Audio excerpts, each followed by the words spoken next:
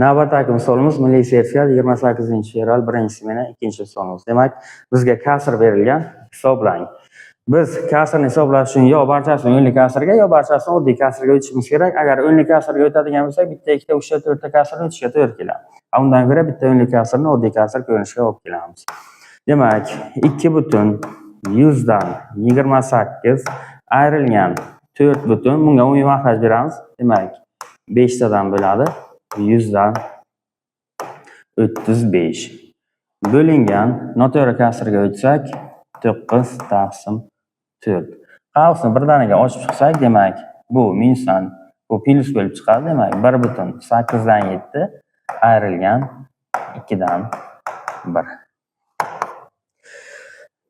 Minusni olib chiqsak, demak, bundan buni ayirsak, bizga 2/100 dan 7 ko'paytirilgan 4 taqsim 9 ko'rinishga keladi. Qavsdan minusni qanaqa qilib olib chiqdik? Ya'ni 2/100 dan 28 ayrilgan 4/100 dan 35 ni minusni olib chiqib 4/100 dan 35 ayrilgan 2/100 dan 28 ko'rinishda yozib shunga erishdik. Ana endi qo'shilgan 1/8 dan 7 ayrilgan 8 dan 4. Ya'ni bunga 4 tadan umumiy mahraj berdik.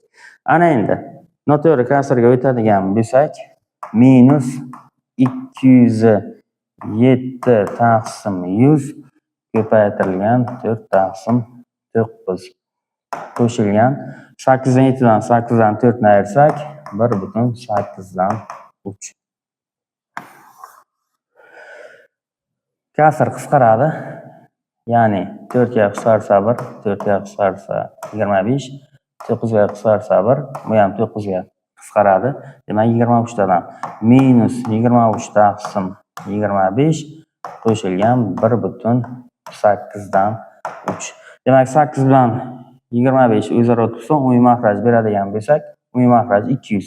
Demak, 1/200 dan bunga 25 tadan bersak 75 ayrilgan, bunga 8 tadan bersak 200 dan 8 ga ko'paytirsak 160, 184. Birni maydalab yuborsak, demak 275 taqsim 200 ayrilgan 184 taqsim 200. Hisoblasak, demak bizda bu yerda 1691 taqsim 200. 5 ga ko'paytirsak 455 taqsim 1000 0,1000 dan 455. Demak, bu misolimizda to'g'ri javob C javob bo'ladi.